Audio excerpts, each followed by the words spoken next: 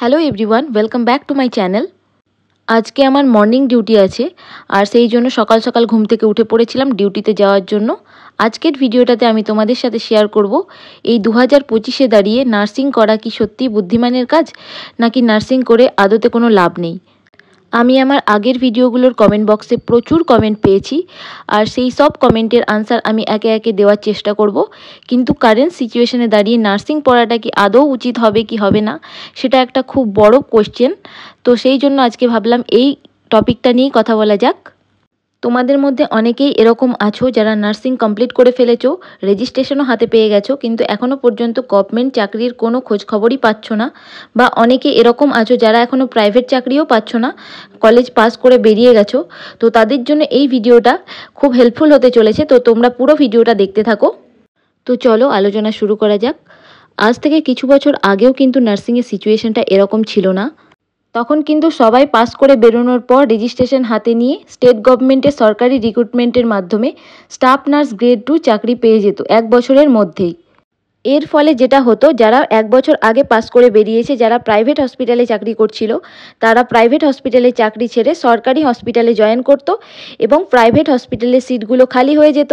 তার ফলে যারা পরীক্ষা দিয়ে বেরিয়েছে তারা ওই প্রাইভেট হসপিটালের যে এমটি স্পেস সেটাকে ফুলফিল করত এবং এইভাবে এই ইকুইলিব্রিয়ামটা বজায় থাকতো।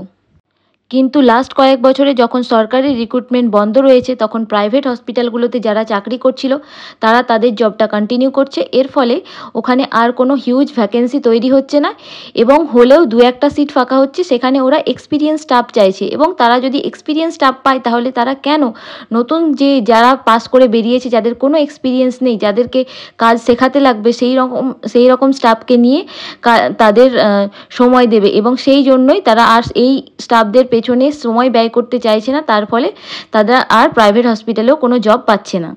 আর এটাই হচ্ছে এখন ওয়েস্ট বেঙ্গলের কারেন্ট সিনারিও যারা নতুন পাস করে বেরিয়েছে তাদের।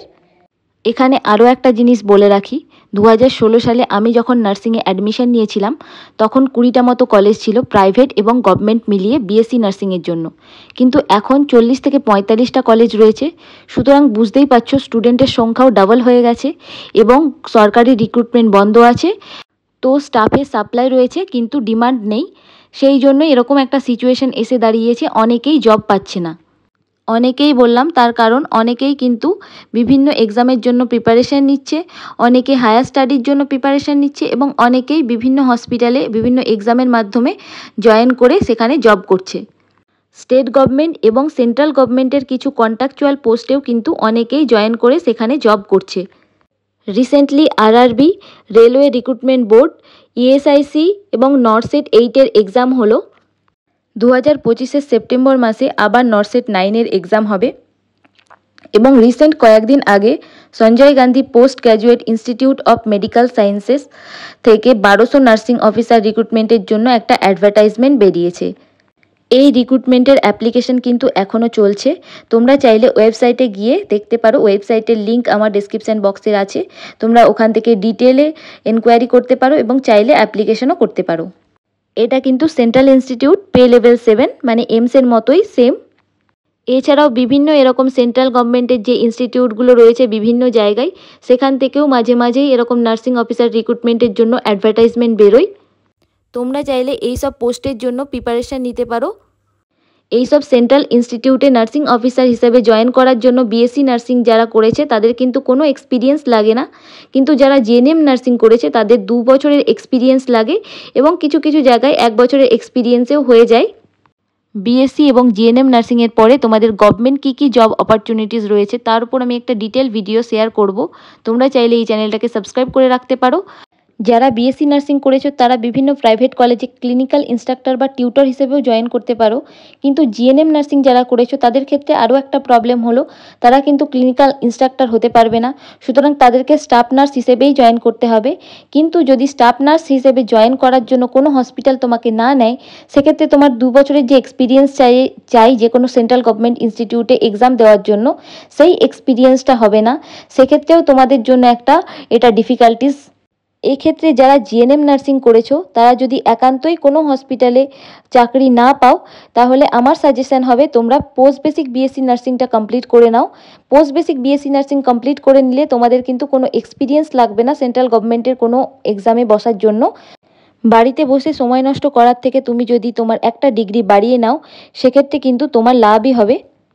তোমরা চাইলে এই পোস্ট বেসিক বিএসসি নার্সিং পড়ার সাথে সাথে যে কোনো সেন্ট্রাল ইনস্টিটিউটে জবের জন্য প্রিপারেশন চালিয়ে যেতে পারো।